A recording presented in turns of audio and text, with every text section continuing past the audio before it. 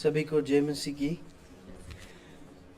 प्रभु का धन्यवाद हो कि एक बार फिर परमेश्वर के वचन पर मनन करने के लिए हमें एक अच्छा अवसर मिला है। हम प्रभु को धन्यवाद देते हैं और कई दिनों के बाद, कुछ समय के अंतराल के बाद हमें अच्छी बारिश भी प्रभु ने दी। हम प्रभु को बहुत धन्यवाद देते हैं। आज शाम के थोड़ी देर के अध्ययन के लिए हम इब्रानियों की पत्री से मनन करेंगे। हम अपनी शुक्रवार की सभा में बाइबल से इब्रानियों की पत्री का अध्ययन करते आ रहे हैं। हम उसी में आगे आएंगे।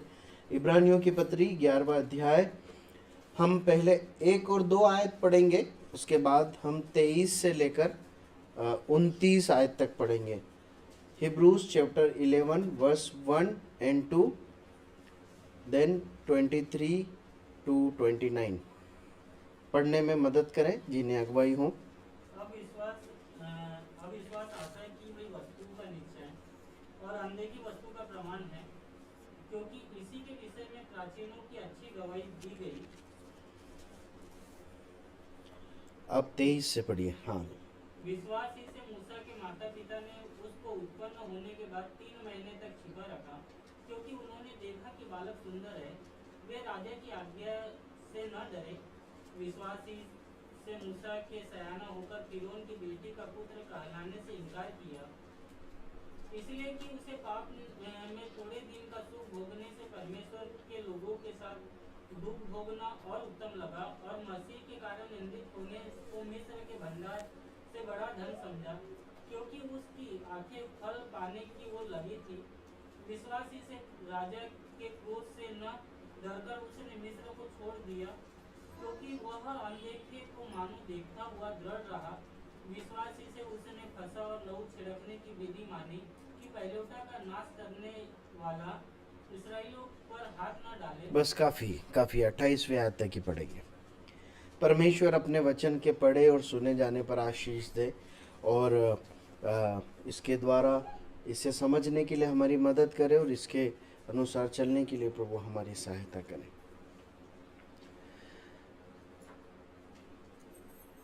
हम पहले पिछले अध्ययन में जो बातें देखी उसे दोहराएंगे, फिर हम आगे बढ़ेंगे। कुछ बातें दोहरा सकते हैं, यदि कुछ याद है आपने लिखा है तो जल्दी से।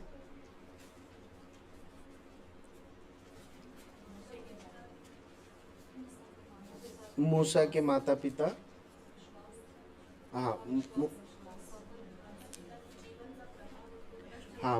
मूसा के माता पिता विश्वासी थे और उनके विश्वासी जीवन का प्रभाव मूसा के ऊपर पड़ा। ठीक है, अगली बात, एक सच्चा मसीह निडर होकर जीता या उसे ना कहने की सामर्थ्य मिलती है, हमने देखा था। और हमें ये बड़े सौभाग्य की बात है कि मसीह माता पिता मिले हैं, मसीह भाई बहन मिले, कलीसिया मिली है। तो हमें जो शिक्षा मिली है, जो प्रभाव मिला है, उसका आदर करते हुए उसके अनुसार जीवन जीना हमारी जिम्मेदारी है। हम मूसा को ऐसा करते हुए देखते हैं। और सच्चा विश्वास की पहचान है कि वो अच्छा नहीं है, सच्चा सुनता है। एक सच्चे विश्वासी की पहचान है कि वो जो अच्छा दिखाई दे रहा वो नहीं, परंतु परमेश्वर के वचन के अनुसार जांच की कि वो सही है क्या, उस बात को चुनता है। और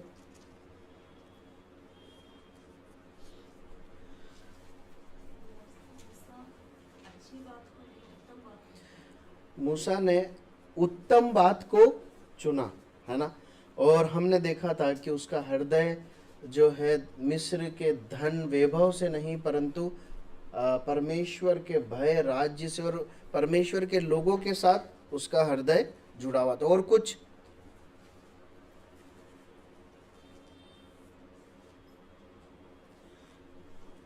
ठीक है, प्रभु का धन्यवाद हो। काफ़ी प्रोत्साहन है कि आप सभी नोट करते हैं और उसे जैसा बताया जाता है वैसा ही स्मरण भी रखते हैं, लिखते भी हैं और अपने शब्दों में भी उसे लिखते हैं। प्रभु के नाम की महिमा हो।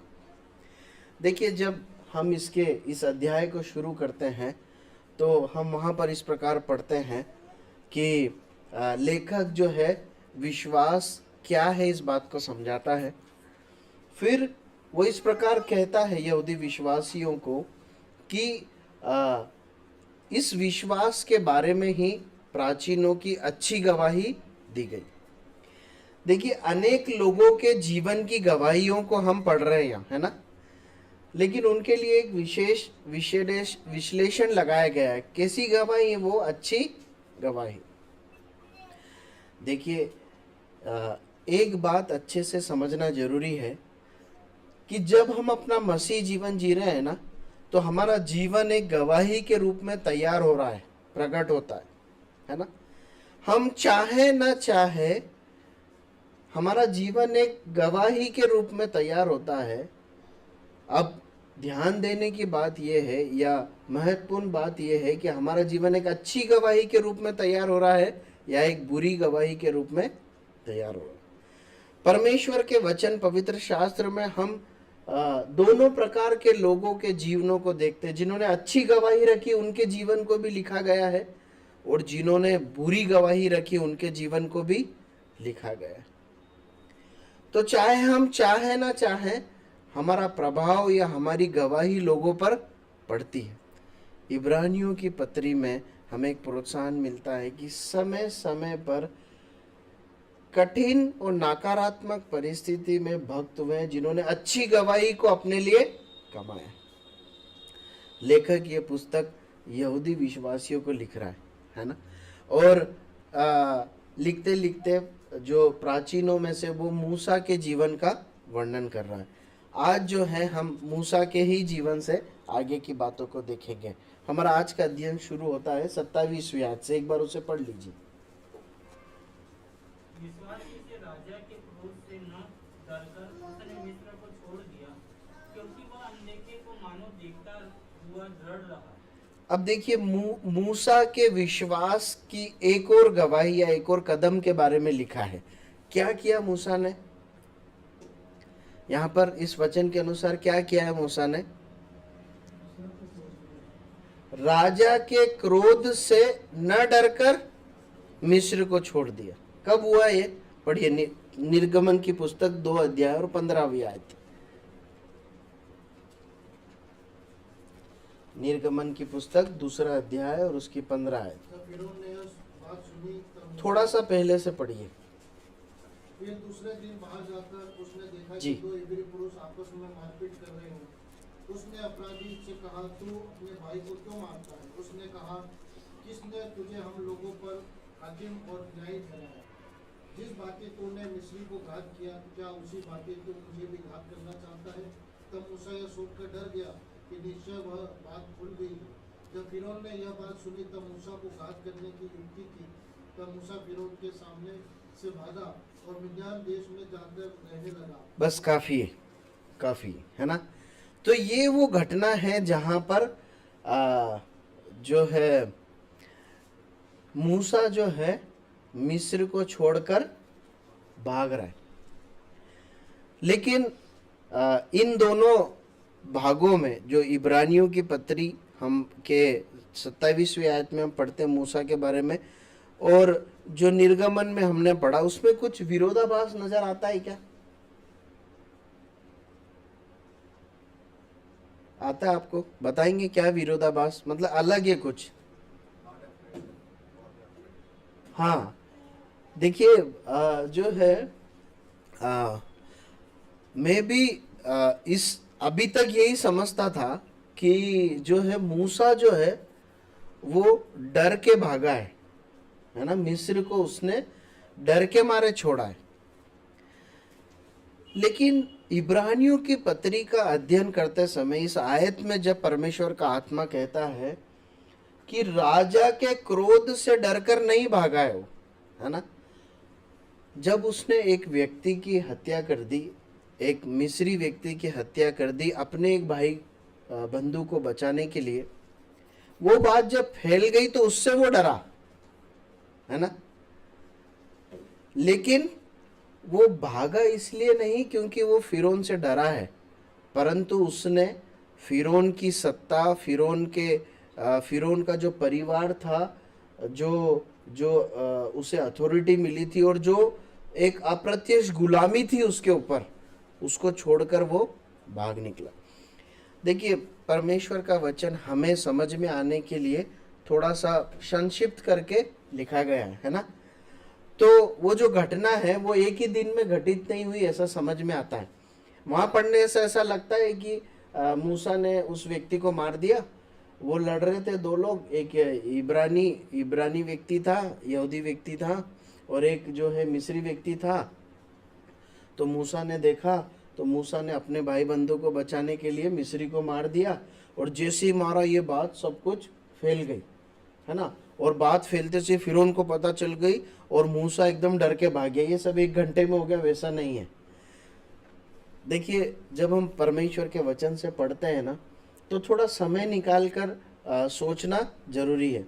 वहां पर लिखा है कि मूसा ने देखा कि आसपास कोई नहीं है, तब उसे मार के दफना भी दिया। ये सब करने में टाइम चाहिए ना, ये सब करा उसने, है ना। ऐसा समझ में आता है बाद में, ये जो व्यक्ति जिसको बताया, या तो इसी ने ये बात फैलाई है, या शायद मूसा ने नहीं देखा हो कि कोई देख रहा हो, पर शायद किसी ने देखा हो, हम नहीं जानते। पर मूसा के मिस्र छोड़कर भागने और मूसा के उस व्यक्ति को बचाने में, मिस्री की हत्या करने में कुछ समय का अंतराल है। हो सकता है वो एक दिन हो, 2 दिन हो, या कई दिन हो सकते हैं। तो मूसा जो है निडर होकर भागा था। मूसा के विश्वास की पहली बात आज के अध्ययन में हम देखते हैं कि वह राजा के क्रोध से नहीं डरा, है ना। देखिए, जब वो मिस्र छोड़ रहा था ना, तब वो ये बात जानता था कि मैं इस धरती पर अभी वर्तमान में सबसे शक्तिशाली राजा से जो है उसके राज्य को इनकार करके, गुलामी को इनकार करके मैं भाग रहा हूं, मेरी मृत्यु भी हो सकती। परंतु अपने विश्वास के कारण वो निडर होकर जिए। देखिए, एक महत्वपूर्ण पाठ हम यहाँ पर सीखते हैं, वो ये है, यदि परमेश्वर का भय हमारे अंदर है ना, तो फिर मनुष्य का भय हमारे अंदर नहीं होगा। मतलब क्या है? इसका मतलब ये नहीं है कि हम मनुष्यों का आदर नहीं करेंगे, अथॉरिटीज का आदर नहीं करेंगे, वैसा नहीं है। परंतु हमें सही करने से पीछे हटने के लिए जो भय होता है वो हमारे अंदर नहीं होगा। जो दबाव आता है, उस दबाव का भय हमारे अंदर नहीं होगा। मूसा मिस्र छोड़कर भाग गए। देखिए, एक पवित्र भय जो परमेश्वर के लिए के द्वारा उत्पन्न होता है ना, एक भक्त के अंदर जो भय रहता है परमेश्वर का, वो उसे निडरता तो देता है, लेकिन उसे उद्दंड नहीं बनाता। आप समझ रहे हैं? आप पूरे वचन में परमेश्वर के भक्तों को उठाकर देखिए, जो परमेश्वर के भय में जीते थे। उन्होंने बड़े बड़े राजाओं के क्रोध का सामना किया निर्भय होकर, लेकिन राजा के प्रति विद्रोह करते हुए, हैं, राजा के खिलाफ आंदोलन करते हुए हम नहीं देखते, है ना। हम देखते हैं क्या? दानियल को देखते हैं क्या? शद्रक मेशक अबेदनगो को देखते हैं क्या? नहीं देखते हैं, है ना। हम इब्राहिम को कहीं ऐसा करते हुए देखते हैं क्या? नहीं देखते, है ना। हम दाऊद को देखते हैं, दाऊद ने शाऊल के प्रति विद्रोही आंदोलन नहीं चलाया। इसका मतलब क्या है? मतलब एक सच्चा विश्वासी जब है, वो जब इस धरती पर जीवन जी रहा है, तो उसके अंदर परमेश्वर का भय है, परंतु साथ ही साथ वो जो प्रशासन है, जो सरकार है, जो कानून है, नियम है, वो उनका भी रिस्पेक्ट करता है। वो उनका रिस्पेक्ट करते हुए, उनका पालन करते हुए सावधानी से परमेश्वर के भय में जीवन जीता है। और यदि उसके जीवन में अगर चुनने का समय आए, तो वो नम्रता के साथ परमेश्वर के पीछे चलना चुनता है। ठीक है, वो विद्रोह नहीं करेगा, वो बलवा नहीं करेगा, वो आंदोलन नहीं करेगा। प्रभु सहायता करे। देखिए, क्यों निडर होकर मूसा भाग पाया, वहां से निकल पाया? क्या लिखा है? क्योंकि 27 क्योंकि वह अनदेखे को मानो देखता हुआ डर रहा, और उस समय उसने देखा कि बालक सुंदर है। वे राजा की आज्ञा से न डरे, परंतु साथ ही साथ वो जो प्रशासन है, जो कानून है, नियम है, वो उनका भी रिस्पेक्ट करता है। वो उनका रिस्पेक्ट करते हुए उनका पालन करते हुए सावधानी से परमेश्वर के भय में जीवन जीता है। और यदि उसके जीवन में अगर चुनने का समय आए, तो वो नम्रता के साथ परमेश्वर के पीछे चलना चुनता है। ठीक है, वो विद्रोह नहीं करेगा, वो आंदोलन नहीं करेगा, वो विश्वास ही से उसने फंसा क्योंकि कारण दिया है, अनदेखे को मानो देखा हुआ देखता हुआ डर रहा। देखिए मूसा इतने बड़े राज्य और इतने बड़े राज्य के राजा से बिना डरे वो उस देश को छोड़कर चला गया। मान लो वो ये कह रहा हो कि मुझे तुम्हारी गुलामी नहीं चाहिए, मुझे तुम्हारी ये सत्ता नहीं चाहिए, मैं अपने आप को इससे अलग करता हूं। इतना बड़ा कदम उठाने के लिए अपने भविष्य को एक तरीके से संसारी रीति से असुरक्षित एक अवस्था में उसने डाला है। यह निर्णय लेने की सामर्थ्य कैसे आई? क्योंकि उसके साथ एक विशेष बात थी। क्या बात थी? वो क्या कर पाता था? जो दिखाई नहीं देता हो सामान्य आंखों से, उसको देख पाता था, है ना। देखिए एक सच्चा मसीही जिसने प्रभु यीशु मसीह पर विश्वास किया है, परमेश्वर का वचन बाइबल बताती है कि परमेश्वर उसे आत्मिक आंखों को देते हैं, है ना। परमेश्वर उसे आत्मिक रोशनी को देते हैं जिससे वो ऐसी आत्मिक बातों को जो वर्तमान में संसारिक आंखों से दिखाई नहीं देती, दृश्य रूप से दिखाई नहीं देती, पर विश्वास से देखता है और उसके प्रकाश में अपना जीवन जीता। उसको जो दिखाई देता है ना, उस आशा में वो अपने जीवन को जीता है। देखिए एक आयत पढ़े, यूहन्ना का सुसमाचार 8 अध्याय और 12 आयत। यूहन्ना का सुसमाचार 8 अध्याय और 12 आयत।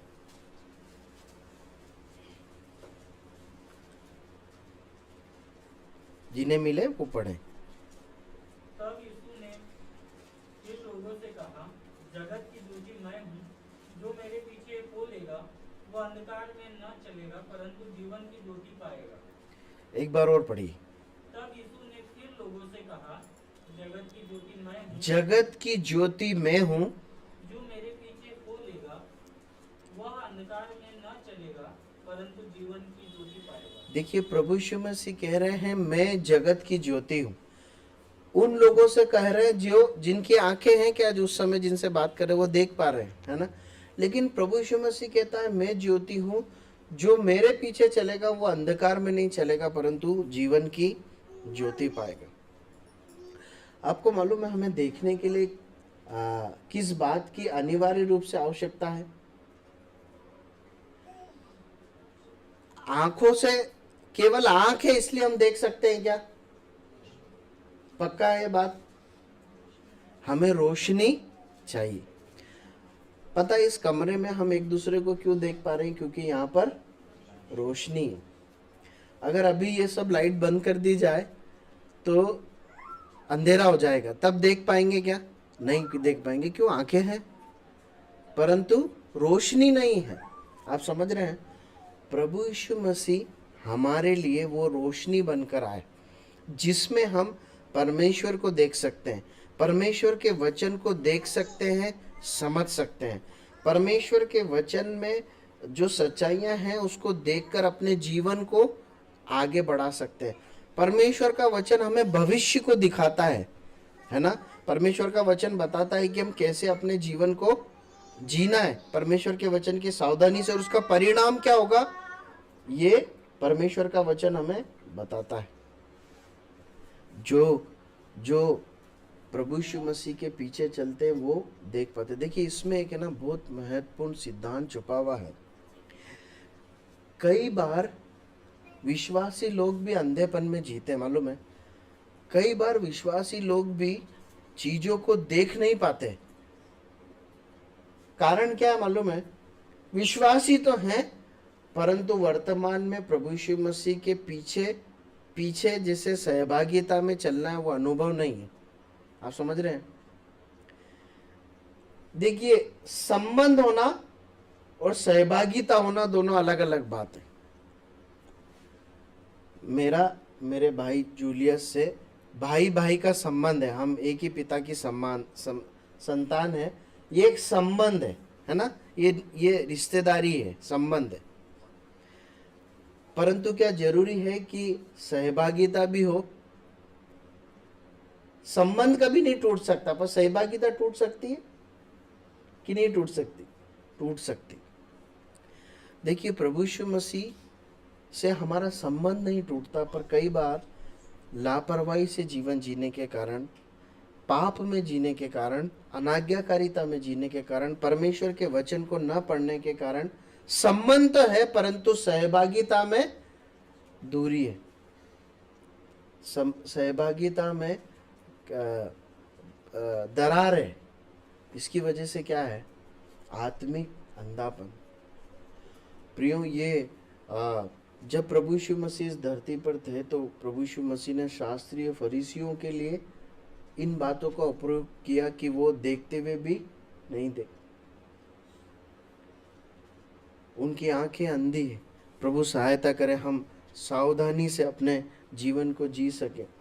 हमें एक बार नहीं परंतु हर दिन देखने की आवश्यकता है, और प्रभु के पीछे चलने से हम बराबर देख पाते हैं।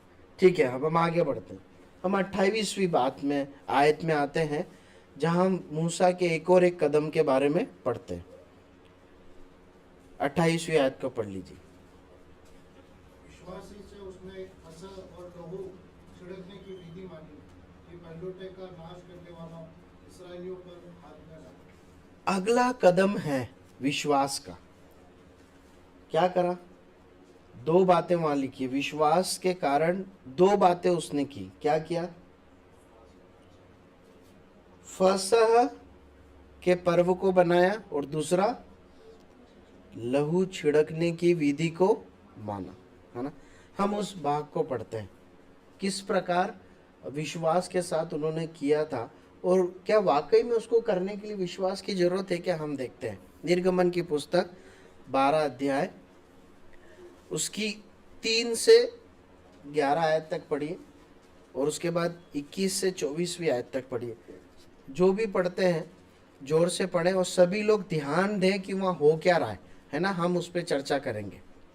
इस्राएल की सारी मंडली से इस प्रकार कहो कि इसी महीने के 10वें दिन को, परमेश्वर मूसा से कह रहे हैं, ठीक है, इसी महीने के 10वें दिन को तुम अपने अपने पिता के घराने के अनुसार घराने पीछे एक एक मेमना ले रखो, और यदि किसी के घराने में एक मेमने के खाने के लिए मनुष्य कम हो तो वो अपने सबसे निकट रहने वाले पड़ोसी के साथ प्राणियों की गिनती के अनुसार एक मेमना ले रखे, और तुम हर एक के खाने के अनुसार मेमने का हिसाब करना।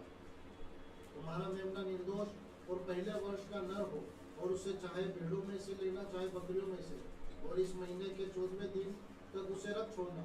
और उस दिन गोधूली के समय इसराइल की सारी मंडली के लोग उसे बलि करें। तब वे उसके लहू में से कुछ लेकर जिन घरों में मेमने को खाएंगे उनके द्वार के दोनों अलंगों और चौखट के सिरे पर लगाएं, और वे उसके मांस को उसी रात आग में भूनकर अखमेरी रोटी और कड़वे सागपात के साथ खाएं। उसको सिर, पैर और हथेलियों समेत आग में भूनकर खाना।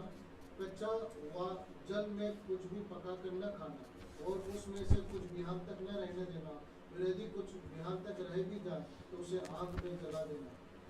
और उसके खाने की यह विधि है कि कमर बांधे, पाँव में जूती पहने और हाथ में लाठी लिए हुए उसे फुर्ती से खाना। वह तो यहोवा का पर्व हो। ठीक है जी। तब मूसा ने इसराइल के सब पुरनियों को बुलाकर कहा, तुम अपने अपने कुल के अनुसार एक एक मेमना अलग कर रखो, और वह फसह का पशु बलि करना। और उसका लहू जो तसले में होगा उसमें जुफा का एक गुच्छा डुबाकर उसी तसले में के लहू से द्वार के चौखट के सिरे और दोनों अलंगों पर कुछ लगाना। और भोर तक तुम में से कोई घर से बाहर न निकले, क्योंकि यहोवा देश के बीच होकर इसराइलियों को मारता जाएगा। इसलिए जहाँ जहाँ वह चौखट के सिरे और दोनों अलंगों पर उस लहू को देखेगा, वहाँ उस द्वार को छोड़ जाएगा, और नाश करने वाले को तुम्हारे घर में मारने के लिए न जाने देगा। फिर तुम इस विधि को अपने और अपने वंश के लिए सदा की विधि जानकर माना। ठीक है, इसकी 26 भी पढ़ लीजिए। और जब तुम्हारे लड़के वाले तुमसे पूछे कि इस काम से तुम्हारा क्या मतलब है, तब तुम उनको यह उत्तर देना कि यहोवा ने जो मिस्रियों के मारने के समय मिस्र में रहने वाले हम इस्राएलियों के घरों को छोड़कर हमारे घरों को बचाया, इसी कारण उसके फसह का यह बलिदान किया जाता है। तब लोगों ने सिर झुकाकर दिया। ठीक है, अब देखिए जो है हमने दोनों विधियों को अच्छे से पढ़ा है ना। फसह का पर्व माना विश्वास से, इस बात की तारीफ की गई है मूसा की और इस्राएलियों की, और उन्होंने अपनी चौखटों पर अलंगों पर उस मेमने का लहू लगाया, उसकी भी तारीफ की गई। इससे पहले इस्राएलियों ने पर्व कभी बनाया है क्या? कभी बनाया है? कभी नहीं बनाया है ना। बनाया फसह का पर्व कहीं बनाया है इसके पहले? हारिका सिस्टर कंफ्यूज, इससे पहले नहीं बनाया है ना, पहली बार इस बात का जिक्र है। ठीक है, अब देखिए इसको मनाने के लिए हम फेस्टिवल्स बनाते हैं ना। हिंदुस्तान में बहुत सारे फेस्टिवल्स हैं, चाहे हम ना बनाते हो पर हमारे देश में मनाए जाते हैं। कोई भी फेस्टिवल बनाने के लिए विश्वास की जरूरत है क्या? ये थोड़ा हटके एक फेस्टिवल है ना। फसह का पर्व क्या करना था, इसमें क्या करना था, जल्दी जल्दी बताइए। हम इस पर्व को मनाना है। मान लीजिए हम कुछ देर के लिए उस युग में चले जाएं, हम भी हैं वहां पर, और हम सब अपना अपना परिवार समझ लें, आस पड़ोस में रहते हैं, अभी ये पर्व बनाना, तो क्या करना पड़ेगा? तैयारी, एक मेमना लेना पड़ेगा। मेमना भी लेते समय डिसाइड करना पड़ेगा कि ये मेरे से खत्म होगा कि नहीं। अभी दिनेश, हेमलता और स्तुति को मिलके सोचना है कि ये खत्म होना है, नहीं होना होगा तो क्या करना है? हाँ, पड़ोसी को बुलाना है, अपने निकटतम पड़ोसी को बुलाना, ऐसा लिखा है ना। ऐसा नहीं है कि दिनेश भाई सिंगापुर टाउनशिप में ले रहे तो ओमेक्स से बुला ले किसी को, ऐसा नहीं। जो पड़ोसी है तो वहीं से ही लोगों को बुला, वहां लिखा है ऐसा। देखिए ये सब परमेश्वर के लोगों के जीवन की सच्चाइयों से जुड़ा है, तो ऐसा बुलाना। अगर आप ध्यान देंगे तो वहां ऐसा लिखा है कि एक एक मेमने का हिसाब रखना तुम। आपको मालूम है, ऐसा समझ में आता है कि ऐसा कैलकुलेट किया गया कि ठीक है भैया, आपके और आपके परिवार के लिए एक हुआ, ठीक है, तो एक मेमना हुआ, है ना। इस प्रकार से उन्होंने बहुत अच्छे से प्लान किया। ठीक है, फिर जो है कौन सा महीना में उसको करना है वो भी लिखा है। वो अबीब का महीना है, ठीक है। उसको उस समय जिस जगह पर वो थे उसे जो है अबीब का महीना बोलते थे। बेसिकली उसका सही अर्थ जो है वो बाले जो लगती है ना, बाली जो आती है गेहूं में, तो उस समय आती है, इसलिए वो महीना अबीब का कहलाता। और कनानी जो उसको नाम दिया गया वो निसान का महीना कहा गया। मतलब ठीक है, ये थोड़ा कठिन है, आज के वर्तमान में अगर बोलेंगे तो वो मार्च या अप्रैल का महीना है, ठीक है। उस महीने में ही वो त्योहार मनाना है, ठीक है। अब जो है ये बलिदान कब करना है उसका भी समय बताया, कब करना है? हाँ, 14वें दिन। और कब करना है? दिन के कौन से समय पे? गोधूली के, मतलब जो है ये शाम का समय हुआ करता था।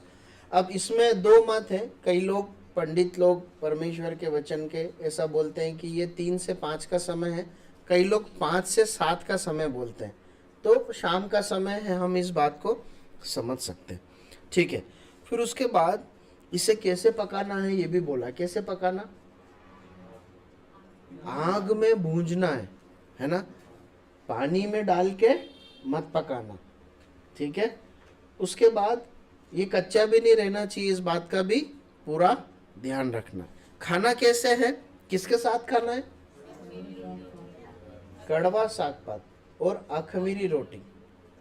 अब हम जब खाना खाते हैं तो हम साथ में जो भी खाते हैं वो अच्छा ही खाते हैं, लेकिन परमेश्वर ने क्या बोला? कड़वे साग पात के साथ खाना। ये एक प्रकार का वहाँ पर पौधा हुआ करता था जो कड़वा होता था। परमेश्वर ने इसीलिए उनको ये खाने के लिए बोला था ताकि उन्हें जो मिस्र में दुख मिले ये उसका एक स्मरण चिन्ह था, ये कड़वा साग पात, ठीक है। और अखमीरी रोटी इस बात का प्रतीक था कि जो है अपने जीवन में से बुराइयों को दूर करना है इस फसल में से सहभागी होने के लिए, ठीक है। अब खाने का भी एक तरीका, कैसे खाना है, विधि कैसी है खाने की।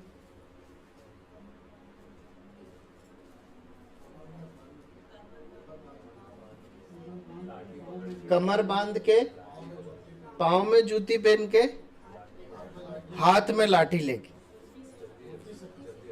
और फुर्ती से खाना।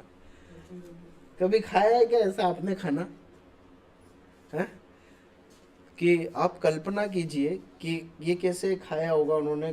कमर में वो अंगोछा टाइट बंधा है जो है, और नीचे आमतौर पर नीचे बैठा जाता था उस समय पर, है ना। तो नीचे बैठे हैं तो फिर भी जूते पहने हुए, वो जूते पहन के खा रहे हैं और एक हाथ से खा रहे हैं और एक हाथ में क्या है, लाठी है। और ऐसे नहीं कि आराम से आधे घंटे तक खा रहे हैं, वैसा नहीं। कैसे खाना है, जल्दी जल्दी से खाना। क्यों परमेश्वर ने ऐसा ठहराया है? क्योंकि ये निकल जाने का एक समय है, ये एक यात्रा आरंभ करने का एक समय। अब ये पूरे पर्व को जब बना रहे हैं, मुझे बताइए कि इसमें विश्वास की जरूरत है या नहीं है, और है तो कैसे है?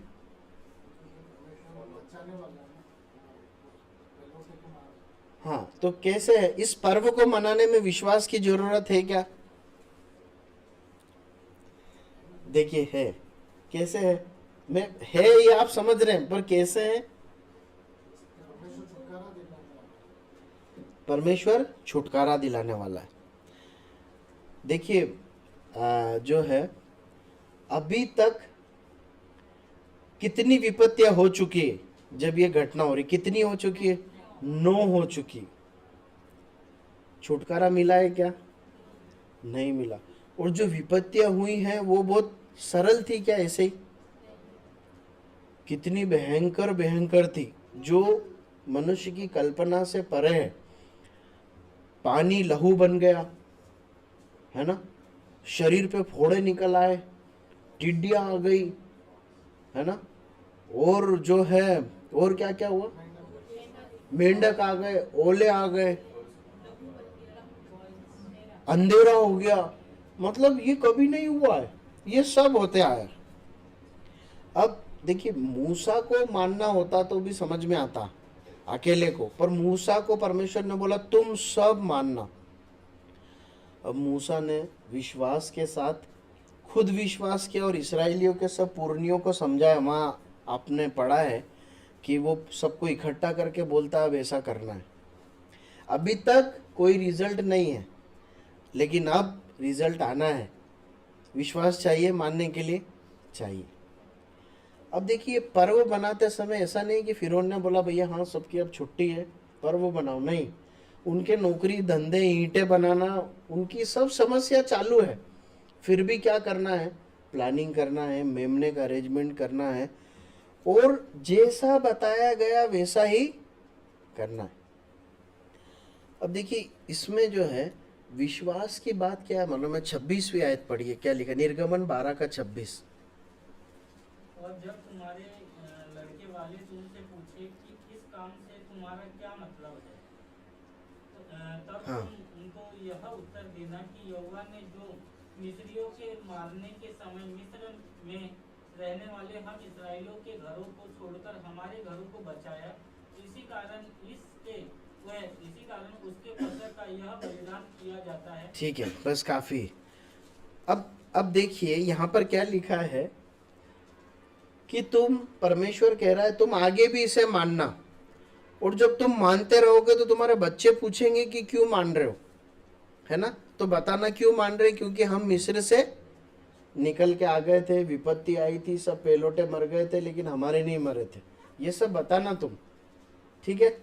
पर जब ये वचन लिखा जा रहा है तब ये सब हो गया है क्या? हो गया है क्या? निर्गमन में कुछ भी नहीं हुआ है। आप समझ रहे हैं? परमेश्वर मूसा और इस्राएलियों को बोल रहा है ऐसा होगा, इस पर्व को बनाओ, मैं तुम्हें निकाल के ले जाऊंगा और आगे भी बनाते रहना। और बच्चे पूछेंगे कि ये त्योहार आया कहाँ से, तो उन्होंने बताना कि यहाँ से आया है ना। पर अभी तक ये कुछ हुआ है क्या? नहीं हुआ। अब बताइए, इस पर्व को विश्वास के साथ मनाने की जरूरत थी या नहीं थी? इस पर्व को मनाने के लिए बहुत बड़ा विश्वास चाहिए। क्यों? क्योंकि 9 विपत्तियां हुई है, कभी छुटकारा नहीं मिला है।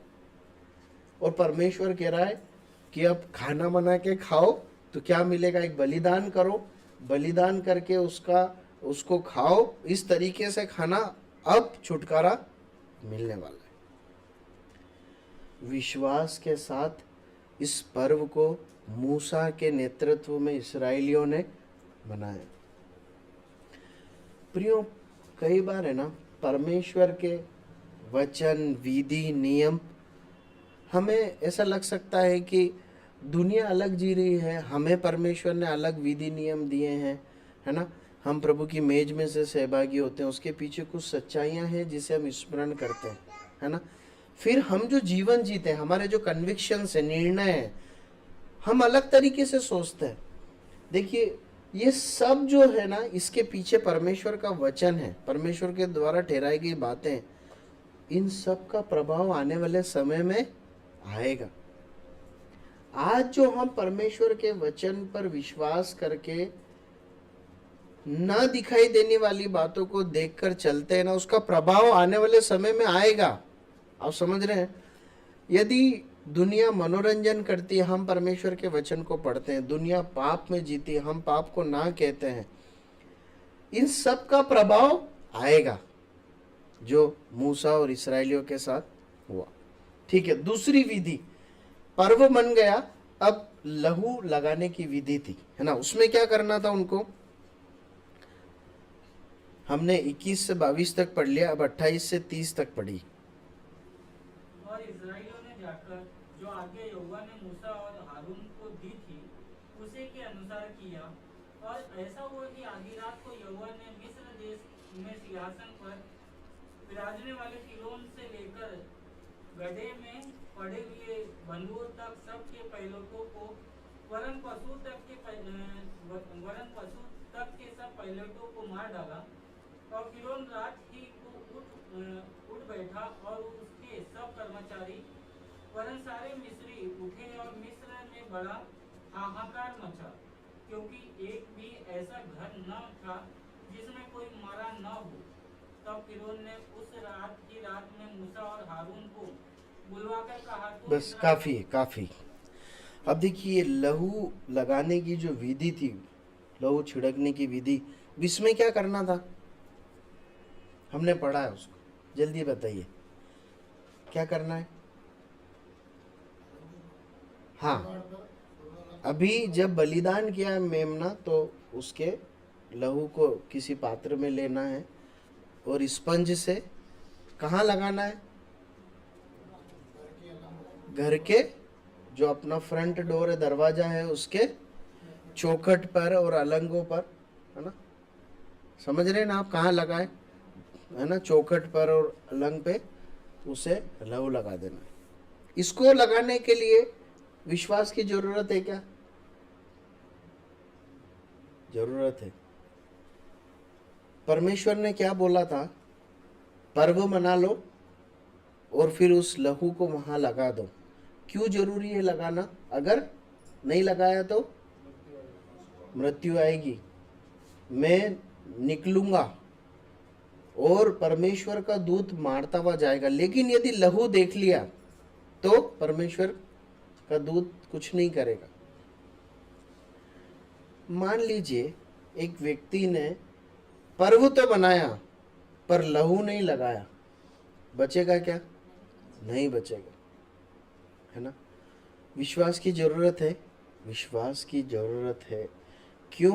क्योंकि चेतावनी ये दी है कि लहू नहीं लगा तो क्या होगा? घर का पहलौठा मर जाएगा, इससे पहले कभी ऐसा हुआ है क्या? नहीं हुआ।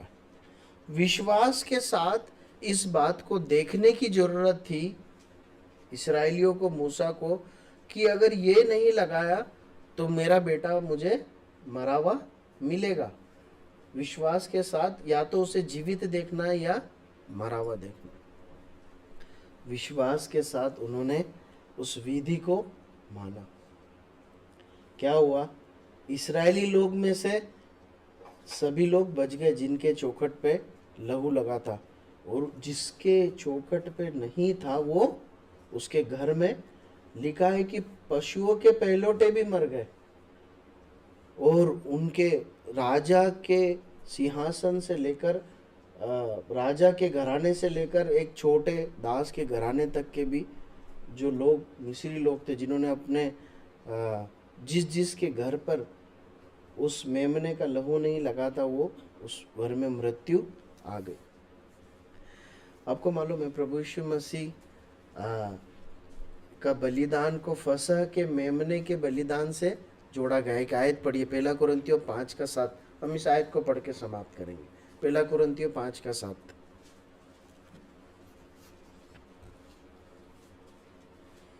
पुराना खमीर निकालकर अपने आप को शुद्ध करो कि नया गूंथा हुआ आटा बन जाओ, ताकि तुम अख़मीरी हो, क्योंकि हमारा भी फसह जो मसीह है बलिदान हुआ है। और पढ़ लीजिए। इसलिए आओ हम उत्सव में आनंद मनावे, न तो पुराने खमीर से और न बुराई और दुष्टता के खमीर से, परंतु सीधाई और सच्चाई की अख़मीरी रोटी से। एक बार और पढ़िए, 8वीं आयत। इसलिए आओ हम उत्सव में आनंद मनावे, न तो पुराने खमीर से और न बुराई और दुष्टता के खमीर से, परंतु सीधाई और सच्चाई की अख़मीरी रोटी से। देखिए यहाँ पर पौलुस कलीसिया को समझा रहा है कि हमारा फसह जो मसीह है बलिदान हुआ है। प्रियो, हम हर रविवार को यहाँ पर एक मेज की स्थापना करते हैं ना। हम दाखरस में से पीते हैं, रोटी में से खाते हैं। किस बात का चिन्ह है? किस बात का चिन्ह है? प्रभु यीशु मसीह बलिदान हुआ है, उस बलिदान पर हम विश्वास करते हैं। उसने अपना लहू बहाया है, उस लहू से उसने हमारे जीवन को हमें धोया है, हम हमारे हृदय पर हम उसका छिड़काव लेकर आए। ये विधि मानकर हम इस बात की घोषणा करते हैं, गवाही देते हैं कि हमारा प्रभु बलिदान हुआ। और एक और सच्चाई है जो घटित अभी हुई है, क्या नहीं हुई है, वो क्या है कि यही मसीह जो बलिदान हुआ है वो जीवित है, और एक दिन वो आएगा, वो आएगा। और प्रभु यीशु मसीह जो एक मेमना बनकर बलिदान हुआ है, इसके लहू से जो व्यक्ति नहीं शुद्ध हुआ है, जिसने प्रभु यीशु मसीह पर विश्वास नहीं किया है, उसके बलिदान पर विश्वास करके पापों की क्षमा नहीं पाई है, यदि मसीह आएगा तो वो कहां चले जाएगा? वो नाश की अवस्था में चले जाएगा। प्रियो, ये जो मेज जिसमें हम सहभागी होते हैं ना, ये बाहरी रूप से एक सरल एक विधि के रूप में दिखती है, परंतु अपने अंदर ये बहुत ही महत्वपूर्ण सच्चाई को थामे हुए कि मसीहा आने वाला है। किन लोगों के लिए? जिन लोगों ने उसके बलिदान पर विश्वास किया है, जो उसके पीछे चलते हैं, जो उसके द्वारा दी गई रोशनी में चलते हैं। उनके कामों का प्रतिफल देने के लिए, उन्हें अपने साथ ले जाने के लिए वो आने वाला है। प्रियो, ये यहूदी विश्वासियों को जब पत्री लिखी जा रही है ना, तो लेखक बता रहा है कि तुम अपने पूर्वजों के जीवन में जो देखते आए हो वो मसीह यीशु में पूरा हुआ है। उन्होंने विश्वास के साथ ये कदम उठाए थे, अब तुम्हें मसीह पर विश्वास के साथ कदम उठाकर आगे जीवन जीना। प्रियो, मैं आपको बता देना चाहता हूँ, ये बड़े सौभाग्य की बात है कि आज हम इन वचनों को सुन रहे हैं। मैं सुन रहा हूँ, आप सुन रहे हैं। हम जिस प्रभु यीशु मसीह के पीछे चले हैं, हमारा जो मसीह विश्वास है वो धर्म नहीं है, परंतु परमेश्वर के साथ एक रिश्ता है। और इस विश्वास का फल क्या होगा मालूम है? हम अनंत जीवन को पाएंगे। हमारा मसीह एक दिन आएगा। परमेश्वर अपने वचन के पढ़े और सुने जाने पर आशीष दे। कोई भी भाई प्रार्थना करे, सभा को समाप्त करें। हमारे विवेक महान स्वामी से प्रभु को धन्यवाद देते हैं प्रभु जी, बात के वचन के लिए, प्रभु जी सत्य सच्चाई के लिए हम आपको धन्यवाद देते